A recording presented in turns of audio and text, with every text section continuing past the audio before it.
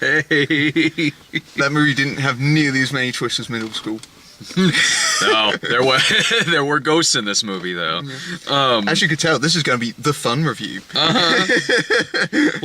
Look, we got a really checkered past, all right? Come to America, see its proud history. Oh. Or just watch Coming to America with Eddie Murphy. So, we just got out of Birth of a Nation. No, The Birth of a Nation. The Birth of a Nation. Two very different movies here. When I was talking to my girlfriend earlier, she thought we were going to see a re-release of D.W. Griffith's Birth of a Nation. Like, that's true, mate. We're going to be at the theater for like 3.5 hours. That's a long, silent film. Well, this was a hard sit, and I knew it was going to be a hard sit when I went into this movie, but it was a hard sit for entirely different reasons than I expected, to be honest. Yeah, I think I might have liked this movie a little better than you did, even though I have problems with it. Yeah.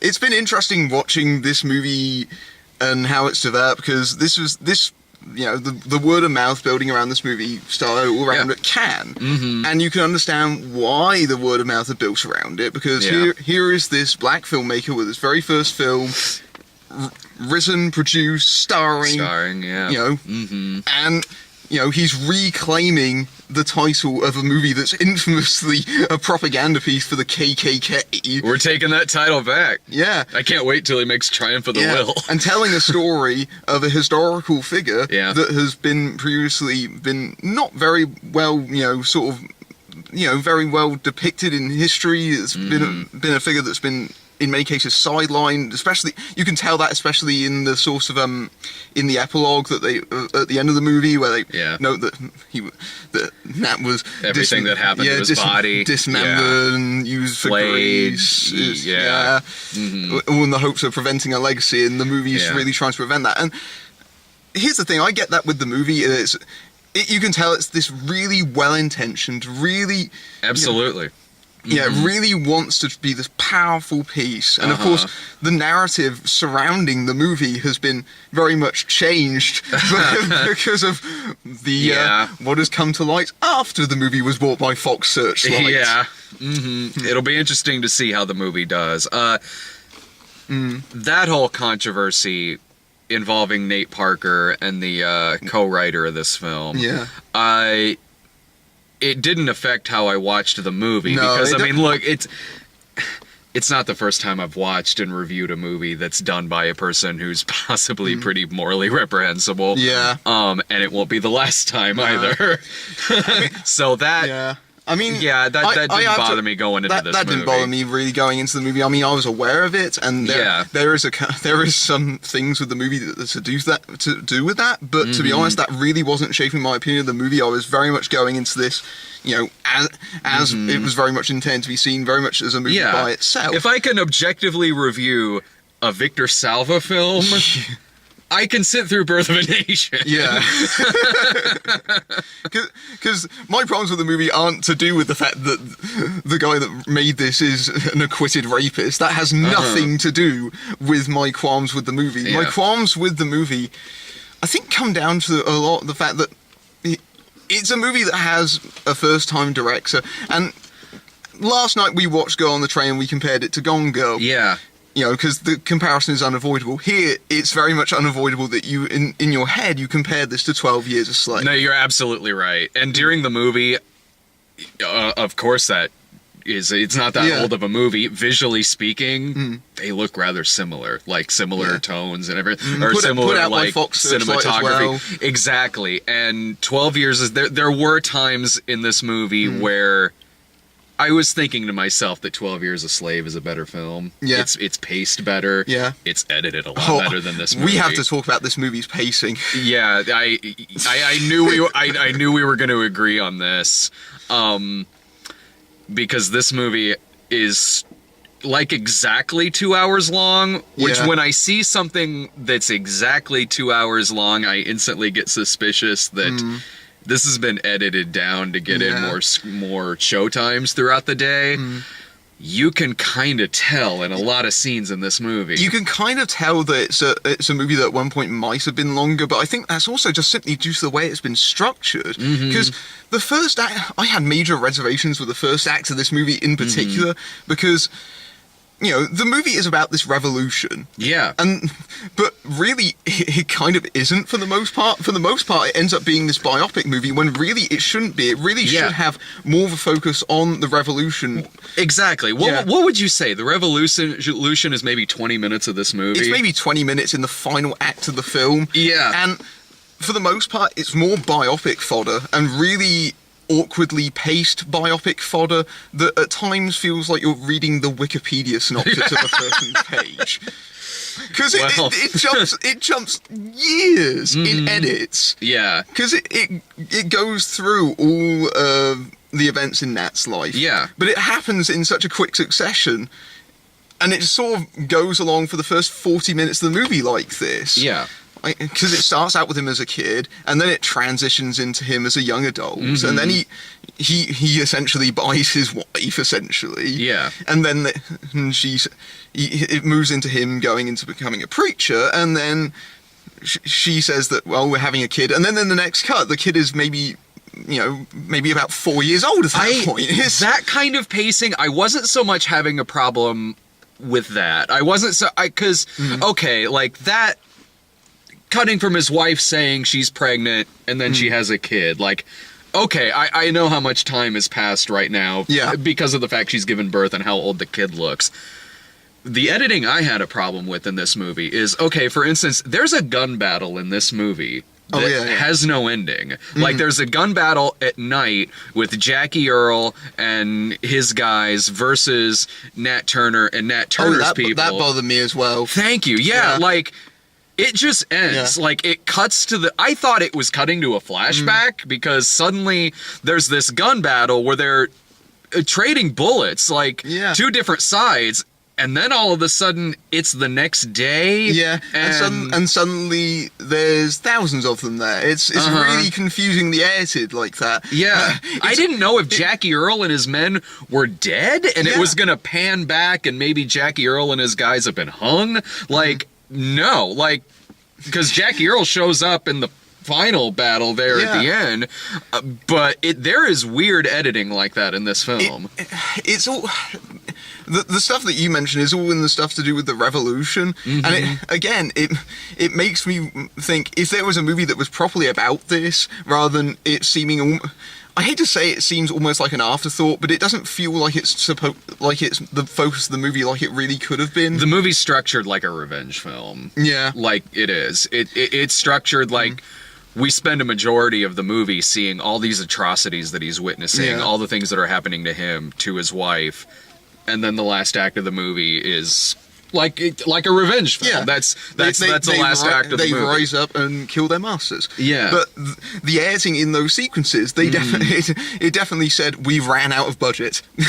Kind of. Yeah, because if this movie was, I honestly thought that like the revolution was going to be maybe halfway into this movie, and then it was I thought really going to. I thought that was really going to be the empirical focus of the movie. It really isn't. No, it's not. Like, and you can get into some really interesting issues there if the movie focused on that a lot more, because and correct me if I'm wrong, because it's been a while since I've been in history class, but you really could have gotten deep into the fact that during this uprising there were women and children on both sides that were killed. You really could have gotten into this like moral area between, you know, they've witnessed all this. They're rightfully uprising against these people, rightfully so. Yeah. Like, believe me, like when he gets his revenge on Jackie Earle, it's like you know, like when the guy gets his head chopped off and stuff like that. But you really could have sunk your teeth into this material and really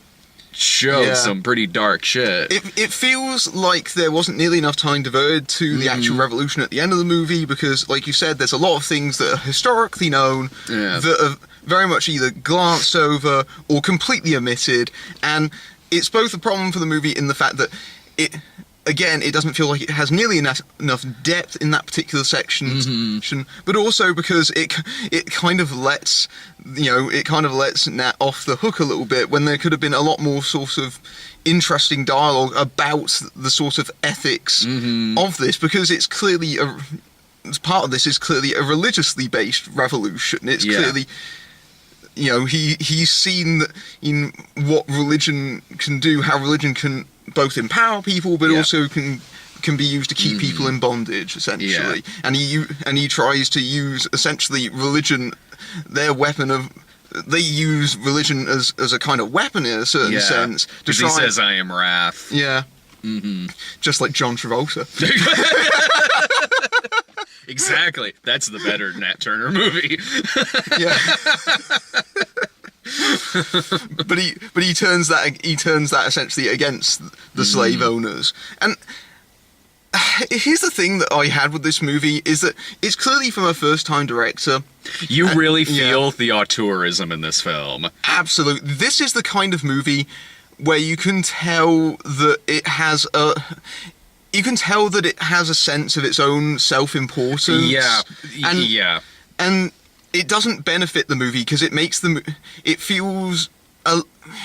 it feels slightly sanctimonious in some areas, but it just... You mean like when he sees an angel at the end of the film? The symbolism in this movie. I took you to the best possible movie to see why you're here. This is the symbolism. If you had stood up and shouted that in the middle of this film... Oh man, the thought had crossed my mind. Because this was symbolism 101, and at times it was almost a little bit embarrassing because it was weird cutaway shots that had nothing to do virtually with the scenes that they were in. Not at all. It got weird. Like, not only is it really stereotypically auteurish, but it was like, did someone sit on the remote and I'm watching an episode of Hannibal all of a sudden? It's like that first scene in Lucy where it cuts to stock nature footage. Yeah, exactly. Like his wife gets attacked and the scene's playing out, and then suddenly we cut to this insert shot of corn bleeding. This ear of corn that's bleeding, and there's one part where Nat Turner standing with kid Nat Turner, and he's doused in like this white war paint. It's connected to the sort of tribalism that was at the start of the movie. But again, it's something that doesn't feel like it has a place in the movie as it looks like he's avoiding Emperor Palpatine hiding in the woods, like because this big dark cloaked figure turns his head around. The very first instance of symbolism, I'm really annoyed because I can't remember off the top of my head, but it really annoyed me because it felt so jarring, and then it kept happening. Quite a bit. The visions of his wife as an angel that happened when he was getting whipped, and then it happens again at the end of the movie when he's getting hung, and the movie could lose all of that. Hanged, quite pedantic. Someone paused the video to type that in there. You hung a picture on. You hang a person. I say hanged all the time. Yeah. Or hung, or whichever one is the wrong one. I say. Don't worry. I'm sure someone will correct us. Oh, they do. And I'm always like, dude, wonder what I meant.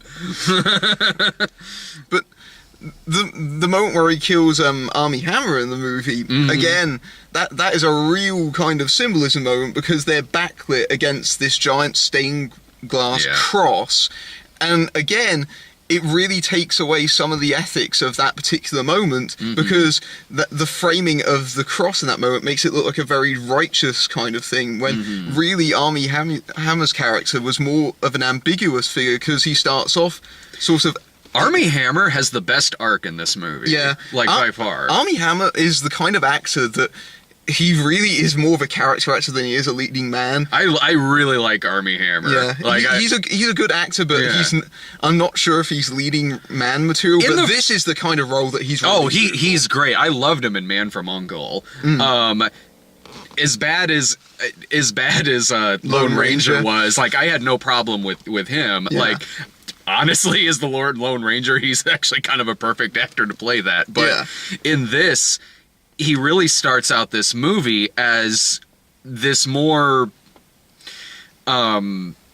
not a terrible person by any means. Like, it starts out like there's almost this sort of friendship between the two of them. Like, he kind of protects Nate Parker a bit early on in the movie, and it seems like they bond a bit, almost sort of like the Cumberbatch role in 12 Years a Slave. Yeah, that definitely reminded me of that. Yeah. And Armie Hammer has the best arc in this film, because as the movie goes on, Armie Hammer himself starts seeing more and more of this sadistic, torturous shit, like the guy getting his teeth knocked out, and you can tell Armie Hammer's having a huge problem watching this. Like, he's disturbed by it, he starts drinking, and then as the movie goes on, he sort of ends up morphing into his father more. Yeah, he starts turning into his father. He becomes much more of a hardcore alcoholic. Abusive. Really abusive. Turning a blind eye to everything. Yeah, because he starts having, like, problems on his farm, and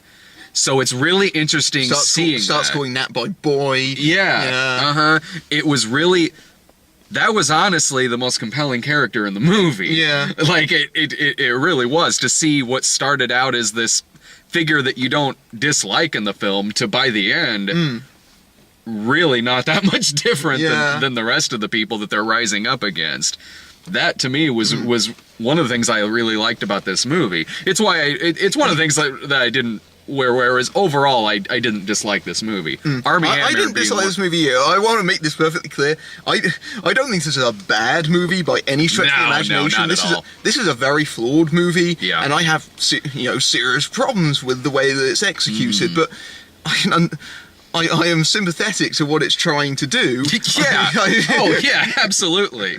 No, totally. And good things I could say about the movie is that other than Armie Hammer being really fucking good in this, Nate Parker in the lead role, he's very solid in all around. The acting is really solid in this movie. Nate Parker is really good in this film. He is a good leading man in the flick. The journey that his character takes is interesting in and of itself. There's sort of this idea that he goes around to these various slave houses. Yeah. And he preaches, because he's probably luckier than many of the people that he encounters, in that he has had a semblance of an education. He can read. Yeah, he can read. He doesn't he go to one of them and they say, oh, they barely even know their own names. Yeah, they barely know how to spell their own names, or barely know their names. Yeah. Yeah. I mean, even when he's being taught by Penelope, I think that's Penelope Ann Miller at the beginning of the movie. I think it is. I seem to recall she was in this movie. Yeah. Even then, there is still a feeling of segregation and separation. Like, these are all the books for the white people, but here's your Bible. Yeah. But he goes around preaching, and he sees firsthand the conditions, and you can see him visibly uncomfortable. You can see how there is a serious conflict in how he feels in his own Christianity, and how other people use Christianity as a justification for their own sort of barbaric actions. Oh, it never happens nowadays. Yeah. The movie does. The movie's not timely whatsoever. No. Yeah, the movie does do a lot of that, where without outright coming out and saying it, it compares a lot of the things in the movie. I mean, we compare this to 12 Years a Slave, but it's sort of different in some respects, in that 12 Years a Slave has a sort of element of Hitchcockian wrong man kind of narrative, in that Solomon Northup... Whoa, that was very close to us, guy behind us. Just run right into us. That would be something. It's Irving and Brian yelling at me because they're not seeing this movie. But it's very interesting that because 12 Years a Slave is a different kind of movie in that unlike Nat in this movie, he had he was a respected violinist, he was a freed slave, he'd managed to get himself out of that, and then of course he'd been put into that, so there was All right. There was a greater feeling of there was a palpable sense of injustice coursing through that movie. Very obviously, it's a 12 Years a Slave. Yeah, also watching it, I think had a bit more hope to it than watching this. Like this is gonna end gruesome. As soon as you see Jackie O'Haley as a slave capturer, you know that's not going to end exactly. Well. Look, that was their mistake right there. You hire Jackie Earle as your slave master. Of course it's going to end in an uprising. That was their big mistake back then. But the difference between the two movies is that the atrocities in 12 Years a Slave, they really linger on them. They really make you feel the impact on them. Here, the difference I feel in the sort of way the film is executed is that it almost makes you feel that those things, coming from Nat's perspective as someone who's been raised in that world, his father leaves very early on because he shoots one of the people and he never comes back again. He doesn't. I'm sure he's fine. Yeah. Having been born and raised into this world and having seen it firsthand, there is a sense of it being very common, of it being almost par for the course in some sense, and it's much more impressionistic in the same way, in a different way that 12 Years a Slave was, in that Solomon Northup was an outsider, whereas Nat in this movie definitely isn't. But even then, he's still shocked by what he sees. Because even living where he lived, he didn't see someone with a metal gag over his mouth getting force-fed through a tunnel and his teeth plucked out. And knocked out with a hammer. And what I liked about this is how much this movie really does, like you were mentioning, 12 Years a Slave, kind of showcasing a lot of the violence and everything. And this one, I did like how a lot of the really violent material in this really kind of lingered more on the shots of the characters who were watching it happen right in front of them. Yeah, it was very much more impressionistic. The actual sort of gory moments are actually very fleeting, if anything. Yeah, there's the teeth, there's the whipping scene, there's the climax. Yeah, but the difference in the whipping scene, for example, in 12 Years a Slave, they showed the whipping scene from the perspective of that really fucking hurts. Yeah. They show the back being ripped apart in 12 Years a Slave, whereas it's very much more on Nat struggling through that ordeal. It is. It's more him. It's more his face and him kind of remaining strong and vigilant through this. Whereas 12 Years a Slave, you're right. It's an outsider involved in this, so he's reacting as you realistically would when getting hit in the back with a freaking whip. Yeah.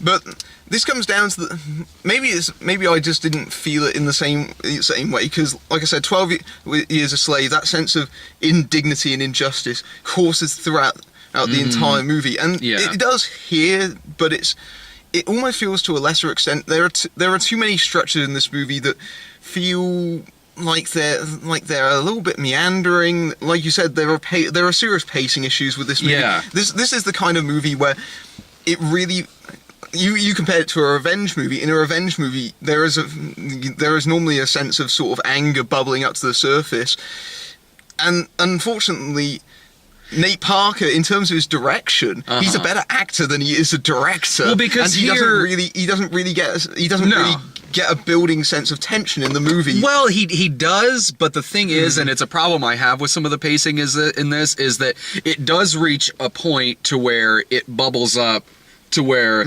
this guy's going to snap and he's going to kill these people. Yeah. But an unfortunate thing this movie does is it does get repetitive. Yeah. Because it sort of reaches a point in the movie where I thought the revolution was going to start, or it was going to happen around when his wife is raped.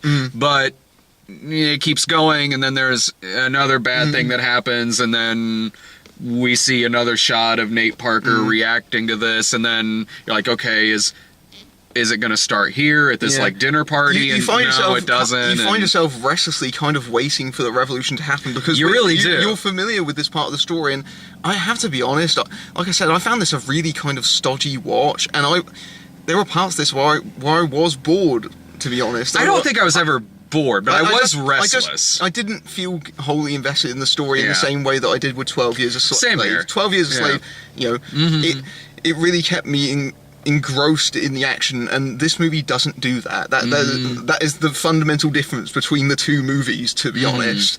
And going back to the controversy, I can understand why there is some controversy, because when it comes to the female characters in this movie, again, a lot of them are there to be abused.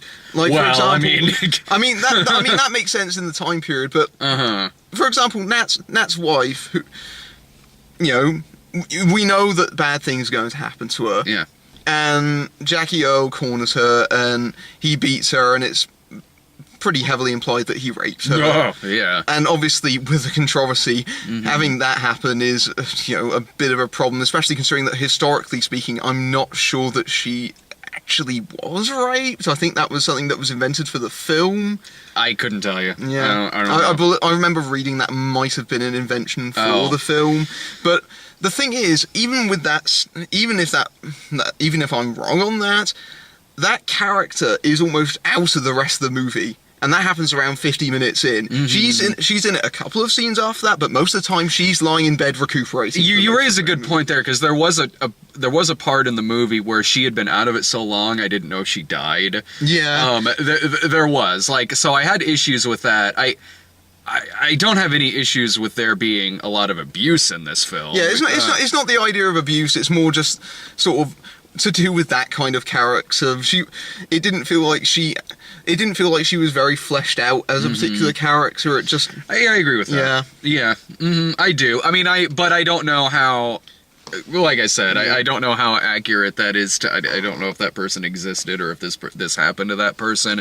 It was more, to me, the problems I had there was, like I said, like I was never really bored in this film. I was always at the least, I was gripped by the acting, even some of the cinematography. Yeah. But in terms of that, I was getting restless. Yeah. Especially when it reached a point where it was sort of repetitive. Like, how many more things are going to happen until it gets to the uprising? That being one of them. That honestly was what I thought was going to start the whole thing. It feels like a movie that should be more incendiary than it really comes across on screen to some extent. It feels like a movie... Because there are things that are really charged about it, but it just something about it just didn't really click with me. It's just one of those movies where you can tell it's an important movie. You can tell it's something that the people involved in it were really passionate about, but it just didn't connect with me, and it just didn't. It felt like there was a better movie really struggling to come out here. Yeah. Yeah. No, I think that if this movie went through another edit, like maybe lose some of the auteur symbolism, lose the symbolism, tighten up the first act, make it more focused on the first and second act, focus a lot more on that, get into some moral ethics and things that could be this need a rewrite and a re-edit. At least a re-edit. Like, you know what? Maybe not necessarily a rewrite, but at least a re-edit, because I can see to where there's enough great stuff on screen here that another tighter edit, maybe extending the revolution a bit more if they can, if there was enough. If there was enough. Like I said, this seemed like a movie where they had a very low budget, and perhaps the way they had to deal with that was that they had to truncate that portion of the movie, but they really should have just extended that portion of the movie out, because it's exactly what you came to see. It's exactly what the audience comes to see. Yeah, it's the poster of the film. Yeah, it's the poster, and like. It's such a small part of the movie that it feels like this only took place within a few hours. Yeah, like it really does. When it comes up in the epilogue saying that it's a 48-hour, it was a 48-hour siege, that really doesn't come across in the film. No, it doesn't. It doesn't at all. Yeah, no. I would say that it's at the least. I would say it's worth a matinee screening. Yeah, this is probably a matinee or a rental at the very least. I would like to reiterate, this isn't a movie that I hated by any stretch of the imagination. it's a movie that I could get behind to some extent, but Yeah. there are too many reservations for me here to give this a wholehearted recommendation. I think it's a movie that's probably worth seeing if you're interested in, especially if you're a film fan. I think it's definitely a movie that people are going to be talking about for the next several months, especially in the run up to the Oscars, especially because this movie is bound to score a couple of nominations, and that's that is going to stir quite a few people up. Yeah. You know what it sort of feels like? You ever see Top 5 with Chris Rock? I didn't get round to it, unfortunately. It's actually a really good movie. Yeah. But there's a movie that his character is making in the movie that he's promoting that's like his character's first dramatic break. Yeah. And it's I think it's called Uprising. And it's... Well, they just switched out Chris Rock for Nate Parker. Well, it turns out we're living in the reality of Top 5 because that's how Boo a Medea Halloween happened. That was, because Boo a Medea Halloween, which in Top 5 was called, like, Medea's Haunted House, is the movie that was, like, beating Chris Rock's movie at the box office in that film. And the tagline was, like, she ain't afraid of no ghosts. And apparently the story behind that is that Lionsgate saw Top 5 and went to Tyler Perry, hey, how come you didn't do a Halloween Medea movie? Here's some money, let's do that. Yeah. I guess my final thought on this is, man, the 1800s seem like a real headache. History sucks. Right? The movie is, I think 12 Years a Slave is a better movie. Yeah. For the reasons we said. Yeah. But I was gripped enough by this film to where I wasn't sitting there like, I certainly didn't regret seeing it. At the least, it's worth a matinee. But if you don't see it in theaters, like, I don't know if you're really missing much of a theatrical experience going to see this thing. But I mean, like, if I paid matinee prices to go see this in the theater, I'd have been perfectly satisfied. I mean, I do feel satisfied. Yeah. I think this is a perfectly solid, well-intentioned, but just very flawed movie, unfortunately. And the thing is, we got all the trailers for a lot of them, and there was a lot of movies that are very similar to this. And I imagine that at least one of those movies will be better than this one. I think Get Out with directed by Jordan Peele. That trailer, man, that's talk about. I'd not seen that trailer before, but so that really, I didn't know what turns that trailer was making. That started off with something completely different. That's the Stepford Wives that they decided to start making black people instead. I was more thinking along the lines of Loving with Ruth Negga and Joel Edgerton and Michael Shannon. That looks like it might actually be a stronger movie than this one, and might actually take a little bit of the attention away from this one if it's released correctly.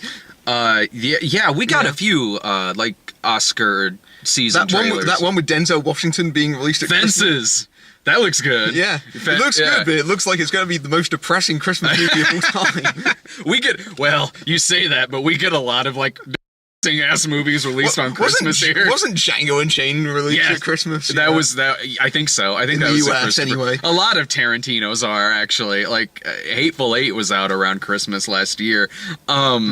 But we got Hidden Figures. We also got Hidden Figure, the Affleck movie that looks really good. Live by Night. Inferno, the US trailer for Inferno that apparently US audiences don't like to see a movie these days unless they have 2/3 of the movie spoiled in exact order.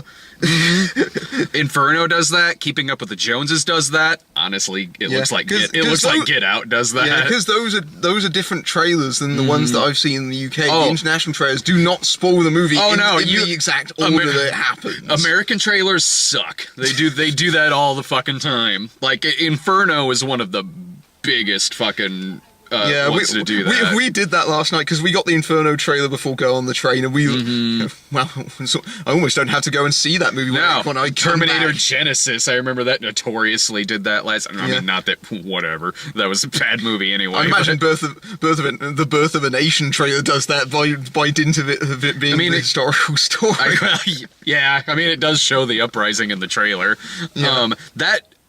Jackie Kennedy movie looked really good. Yeah, that looked like a really interesting movie. Yeah. Especially since they went out their way to make it look like a movie that had been shot in the 60s. Yeah, I hadn't seen that trailer before. That looked really fucking good. So yeah, we got a bunch of the awards season movies at the beginning of this, and Get Out. What do you mean, Inferno's not going to win an Oscar next year? Maybe for sound. I doubt even that. Is it time to go see Masterminds? It is 7:10. All right. We gotta go. Yeah, this movie, I think final thoughts, it's okay. I think it's fine. It's a big, important movie, but I'm not sure if that necessarily is the same thing as good. A review you could say about the original Birth of a Nation, honestly. It turns out movies called Birth of a Nation are cursed. Yeah. All right, Fall of a Nation, too. That was the sequel to the original. That's a lost film. Probably for the best. We're gonna go see last week's runaway hit, Masterminds. The other true story movie. Yeah, it is a double feature. See ya. Take care.